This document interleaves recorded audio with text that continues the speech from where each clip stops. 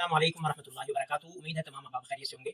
اللہ آپ سب کو اپنے حفظ و امان میں رکھے. ناظرین یہ ویڈیو ملاحظہ فرمائیں پھر بات کرتے ہیں. وزیر اعلیٰ پنجاب نریندر نواز شریف کا آج تمام فائر سسٹمز کو آڈٹ کروانے کا اعلان. کہا کہ نئے SOPs تیار ہوں گے اور فائر سیفٹی سسٹمز کو مضبوط کیا جائے گا. سرکاری دفاتر، اسپتال، اسکول ہوں یا نجی ادارے جہاں شارٹ سرکٹ کا خدشہ ہے وہاں مکمل جانچ ہوگی تاکہ آگ کے خطرات کو بر وقت روکا جا سکے. ناظرین آپ نے یہ ویڈیو ملاحظہ فرمائی اور اس سے متعلق حدیث پاک ہے السعید من وعظ بغیرہ، کہ نیک بخت یا کہہ لیں عقل مند بندہ وہ ہے جو دوسروں سے سبق سیکھے.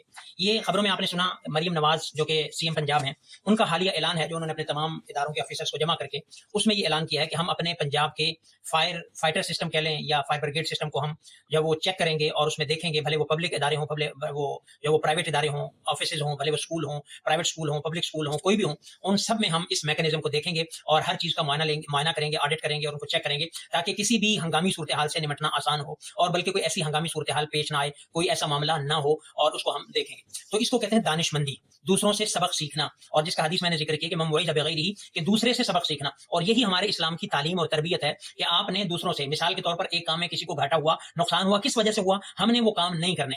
جس کو فائدہ ہوا، کس وجہ سے ہوا، ہم نے وہ کام کرنے ہیں. تو چونکہ کراچی کی صورتحال ہمارے سامنے ہے، جو گل پلازا میں آتش جو ہے وہ آگ لگی، آتش بھڑکی اور اتنا زیادہ نقصان ہوا، جانیں گئی، مالی نقصان ہوا، تو ہم نے ان کو دیکھ کے اپنے آپ کو ایکٹیو کر لیا، سمجھداری کا مظاہرہ کر دیا. تو یہی ہونا چاہیے. اور قرآن کریم نے جو ہمیں گزشتہ اقوام کے واقعات سنائے وہ کس لیے سنائے ہیں کہ انہوں نے کسی نے ناپ تول میں کمی کی، اس کے ساتھ یہ ہوا. کسی نے وقت کے نبی کی بات نہیں مانی، ان کے ساتھ یہ ہوا. کوئی کشتی میں سوار نہیں ہوا، اس کے ساتھ یہ ہوا.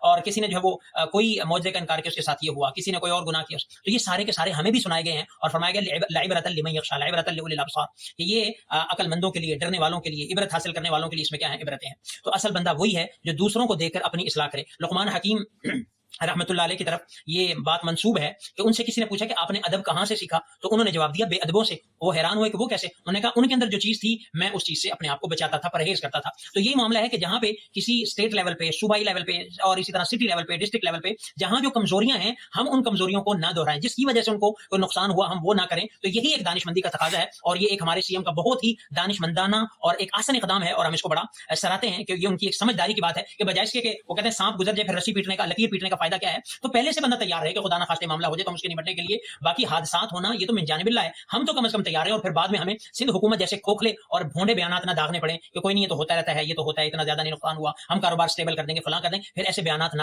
داغنے پڑے. تو اس سے پہلے اپنی تیاری ہونی چاہیے کہ غریب عوام کا نقصان نہ ہو یا کم از کم نقصان سے جو وہ بہت مائنر تھا ان کو جو وہ متاثر ہوں. تو یہ ایک احسن اقدام ہے اور ایسے ہی جو ہے وہ کہہ لیں کہ اقدامات کو جو ہے وہ اپریشیٹ کرنا چاہیے اور ہم ان کے اس اقدام کو اپریشیٹ کرتے ہیں. اور اچھی بات ہے ایک سسٹم کو چیک کرنا چاہیے. ہمارا مزاج بن گیا ہے جب تک بندے نہ مرے ہم کوئی سسٹم ایکٹیو نہیں کرتے.